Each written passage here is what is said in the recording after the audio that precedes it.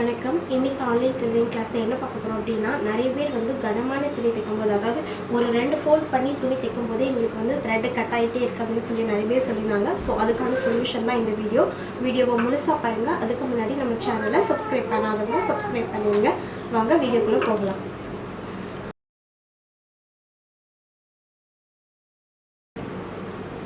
So இப்போ கனமான துணியை தைக்கும்போது எனக்கு த்ரெட்டு கட் ஆகாமல் இருக்கணும் அப்படின்னா அதுக்கு ஒரு 4 டிப்ஸ் இருக்குது. அந்த டிப்ஸை நீங்கள் ஃபாலோ பண்ணுங்கள். கண்டிப்பாக உங்களுக்கு இந்த பிரச்சனை வந்து வராது. ஸோ ஃபஸ்ட் ரீசன் என்ன அப்படிங்கிறத பார்க்கலாம்.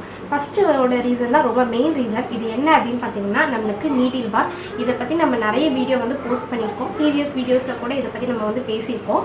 இந்த நீடில் பாரோட டைமிங்கும் கீழே பாபின் கேஸோட டைமிங்கும் நமக்கு கரெக்டாக வரணும். ஸோ அப்படி இருந்தால் தான் நமக்கு கனமான துணி தைக்க முடியும். இந்த நீடில் பார் வந்து கனமான துணி தைக்கும்போது உங்களுக்கு இந்த த்ரெட் கட் ஆகிட்டு இருக்கு அப்படின்னா, நீடில் பாரை வந்து கொஞ்சம் லூஸ் பண்ணி கீழே இறக்குங்க. நீங்கள் கீழே இறக்கும் போது அது ஆட்டோமேட்டிக்காக உங்களுக்கு கனமான துணியை வந்து தைக்க முடியும். இதை எப்படி லூஸ் பண்ணி கொஞ்சம் கீழே இறக்கணும் அப்படிங்கிறது ப்ரீவியஸ் வீடியோஸில் நான் போட்டிருக்கேன். அதோட லிங்க்கையும் நான் அந்த டிஸ்கிரிப்ஷனில் கொடுக்குறேன்.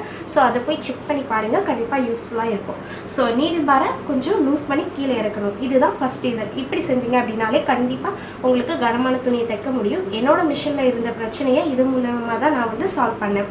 ஸோ இதுதான் வந்து first reason. So second tips என்ன அப்படின்னா, ப்ரெஷர் பாரை வந்து லூஸ் பண்ணுறது. இந்த நம்ம கனமான துணி தைக்கும்போது ப்ரெஷர் பாரை வந்து லூஸ் பண்ணிட்டு தைக்கணும். நீங்கள் லேசான துணி தைக்கும்போது ப்ரெஷர் பார் வந்து டைட்டாக இருந்தால் பிரச்சனை இல்லை. கனமான துணி தைக்கும்போது இந்த ப்ரெஷர் பாரை லூஸ் பண்ணிவிட்டு நம்ம ஸ்டிச்சஸோட அளவையும் வந்து கொஞ்சம் கூட்டி வச்சு தைக்கணும். ஸோ இதுதான் செகண்டு. இதை நீங்கள் சால்வ் பண்ணிட்டீங்க அப்படின்னாலும் நீங்கள் வந்து கனமான துணி தைக்கலாம். அதே மாதிரி தேர்ட் என்ன டிப்ஸ் அப்படின்னு பார்த்தீங்கன்னா, அயன் பண்ணிட்டு தைக்கிறது. கொஞ்சம் கனமான துணி எடுத்துக்கிட்டு நீங்கள் தைக்கணும். அதாவது ஒரு 4 ஃபோல்டு 5 ஃபோல்டு நீங்கள் தைக்கணும் அப்படிங்கும்போது நீங்கள் வந்து இப்போ ஃபோல்ட் பண்ணிவிட்டு இப்போ ஒரு 4 ஃபோல்டுனாலும் நம்ம வச்சுட்டு ஒரு அயன் பண்ணிவிட்டு நீங்கள் தைக்கும்போது அயன் பண்ணுறதுனால துணியில் வந்து ஹீட்டு கிடைக்கும். ஸோ அந்த ஹீட்னால துணியோட அந்த திண்ணமாக இருக்கக்கூடிய துணி வந்து கொஞ்சம் லேஸாக இருக்கும். ஸோ அப்படியும் நீங்கள் வந்து ஸ்டிச் பண்ணலாம். ஸோ இது வந்து 3வது டிப்ஸாக நம்ம எடுத்துக்கலாம். ஃபோர்த் என்ன அப்படின்னு பார்த்தீங்கன்னா, மெயினாக இது வந்து எவ்வளவு கனமானதை நீங்கள் தைக்கிறீங்க அப்படின்னா கொஞ்சம் நீங்கள் வந்து லூஸாக, அதாவது ஸ்லோவாக நீங்கள் வந்து தையல் வந்து போடணும். நம்ம நார்மலாக ஸ்டிச் பண்ணுற மாதிரி ரொம்ப ஃபாஸ்ட்டாக வந்து தைக்கக்கூடாது.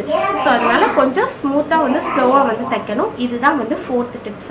5th என்ன அப்படின்னு பார்த்தீங்கன்னா, இப்போ ரொம்ப ஃபோல்டடாக நீங்கள் வச்சு தைக்கிறீங்க அப்படின்னா இதே மாதிரி கிளிப்ஸை வந்து யூஸ் பண்ணிக்கலாம். ஸோ இந்த மாதிரி கிளிப்பை வந்து நீங்கள் இந்த மாதிரி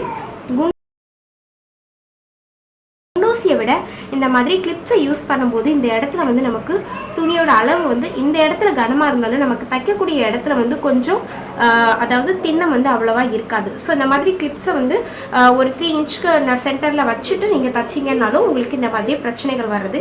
கனமான துணியை வந்து கண்டிப்பாக நீங்கள் வந்து ஈஸியாக வந்து தைக்கலாம். ஸோ இந்த மாதிரி இப்போ பாருங்கள், நான் சொன்ன மாதிரி எனக்கு ஃபஸ்ட்டு இந்த பிரச்சனை இருந்தது மிஷினில். இப்போ நான் எத்தனை ஃபோல்ட் பண்ணுறேன்னு காமிக்கிறேன்.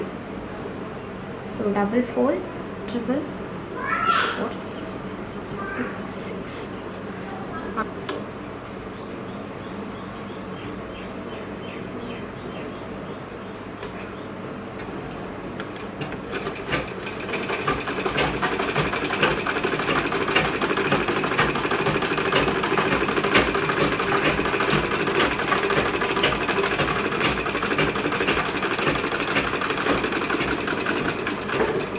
ஸோ இப்போ பார்த்தீங்கன்னா நான் 6 ஃபோல்டாக இதை பண்ணிவிட்டு இப்போ நம்ம தைச்சிருக்கோம்.